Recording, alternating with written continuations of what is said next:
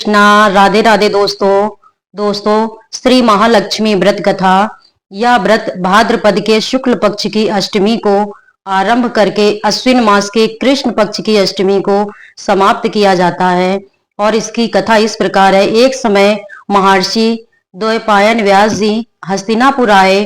उनका आगमन हुआ। समस्त राज्य कुल के कर्मचारी महाराज भीष्म सहित उनका सम्मान आदर कर राजमहल में महाराज को स्वर्ण के सिंहासन पर विराजमान कर अर्घपाद आचमन से उनका पूजन किया।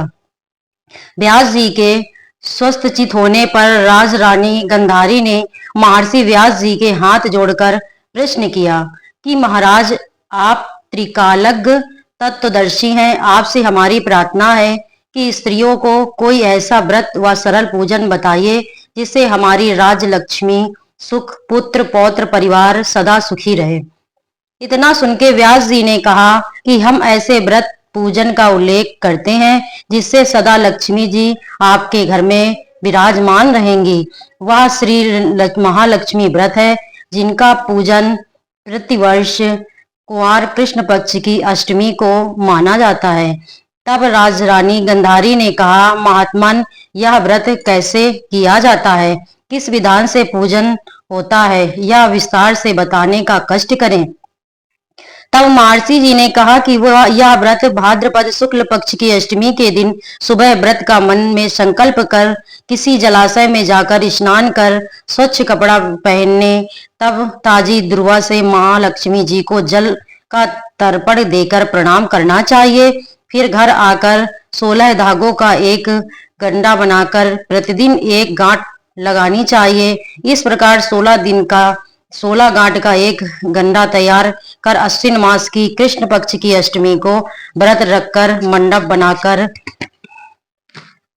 चंदोवा तनकर उनके नीचे माटी के हाथी पर महालक्ष्मी की मूर्ति स्थापित कर तरह तरह की पुष्पमालाओं से लक्ष्मी जी व हाथी जी का पूजन करके कई पकवान पदार्थों से उनका नैवेद्य समर्पण करें। और श्रद्धा सहित महालक्ष्मी व्रत करने से आप लोगों की राजलक्ष्मी सदा स्थिर रहेंगी।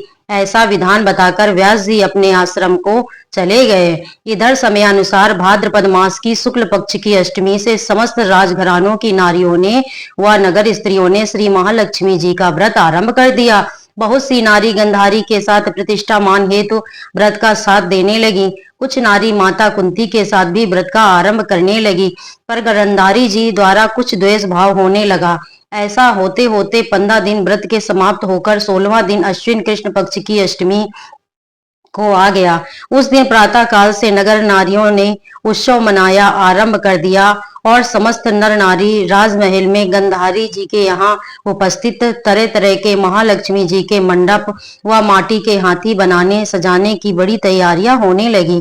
गंधारी जी ने नगर की सभी प्रतिष्ठित नारियों को बुलाने को भेजा सेवक को, पर माता कुंती को नहीं बुलवाया गया और न कोई सूचना भेजी। उत्सव वाद की धुन गूंजने लगी जिससे सारे हस्तिनापुर में खुशी की लहर दौड़ गई।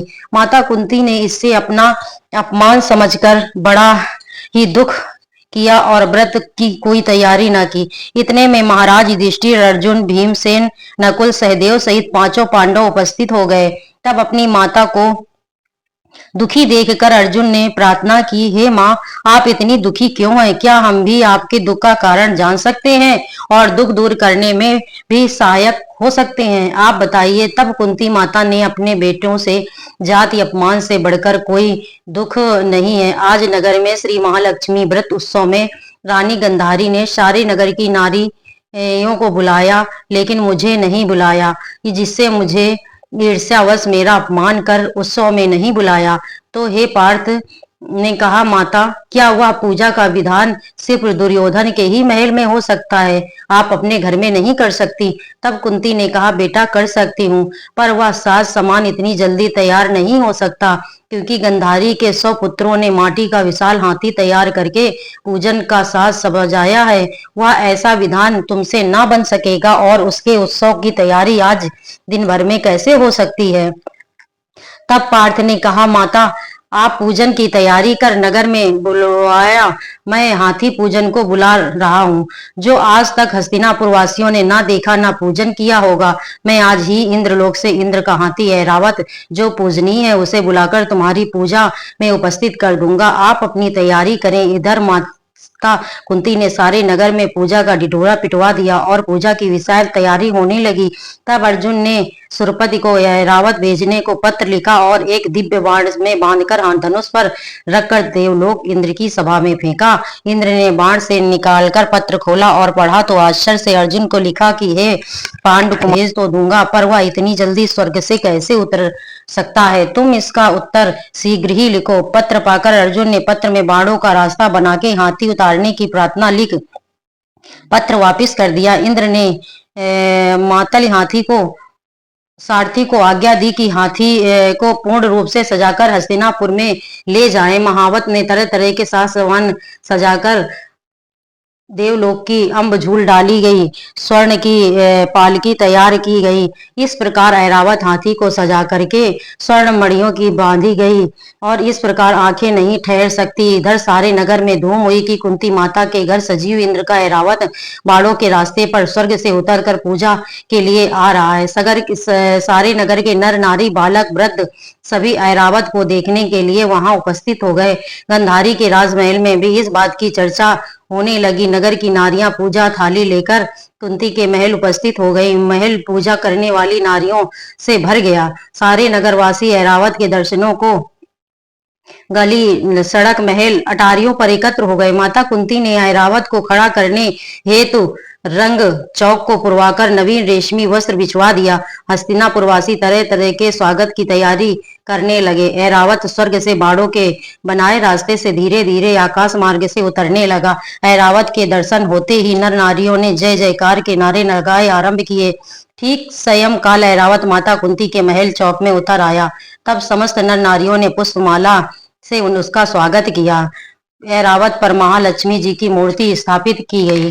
वेद मंत्रों द्वारा पूजन किया गया। नगर वासियों ने भी लक्ष्मी पूजन का स्वागत करके ऐरावत जी की पूजा की। फिर तरह तरह के मेवा मिष्ठान से ऐरावत जी की पूजा की गई। पुरोहित द्वारा स्वस्ति पूर्णया वाचन कर व्रती नारियों द्वारा लक्ष्मी जी का पूजन विधान से कराया गया। कुंती ने व्रत के डोरे के गंडा में 16वीं गांठ लगाकर लक्ष्मी जी के सामने समर्पण किया। ब्राह्मणों को पकवान मेवा मिठाई देकर भोजन की व्यवस्था की। इस प्रकार सभी ने सच्चे मन से ऐरावत और माता लक्ष्मी की पूजा की, जिससे माता रानी प्रसन्न होकर उनकी मनोकामना पूर्ण की। इस प्रकार सभी को माता लक्ष्मी का व्रत करना चाहिए। दोस्तों, अगर मेरा ये वीडियो आपको अच्छा लगे तो प्लीज लाइक और सब्सक्राइब जरूर करें, जिससे मुझे आपका प्यार प्राप्त हो सके। धन्यवाद दोस्तों।